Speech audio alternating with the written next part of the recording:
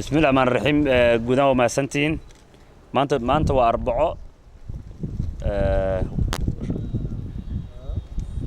يعني shanta bisha 7 2017 shirkii caadiga ahaa ee gobolka Banaadir ayaan galnay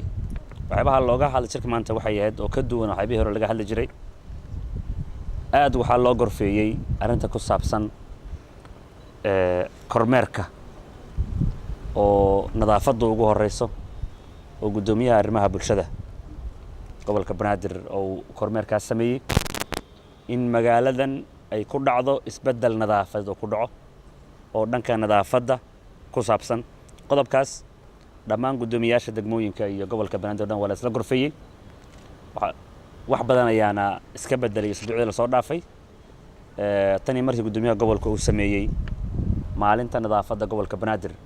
oo hadba ah bisha maalinta Khamiista ugu dambaysa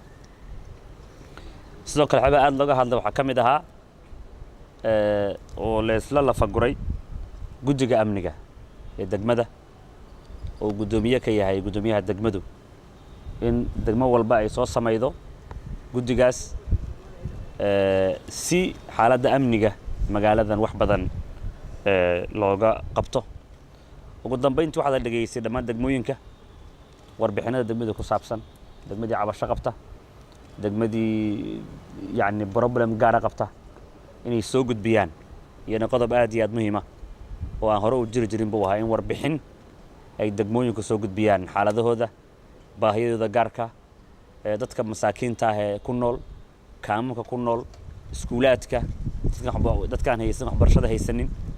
waxyaabahaas inay soo gudbiyaan iyana qodob aad iyo aad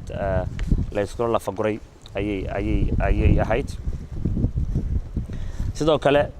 waxa laga hadlay wacyigelinta bulshada Soomaaliyeed yani muddo burbursan waxay u baahan tahay wacyigelin u baahan tahay in gudoomiyaasha degmooyinku ay bulshada wacyigeliyaan oo ay kala hadlaan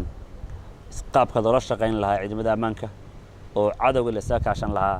iyana waxba aad iyo aad maantay looga hadlay ayay kamid ahayd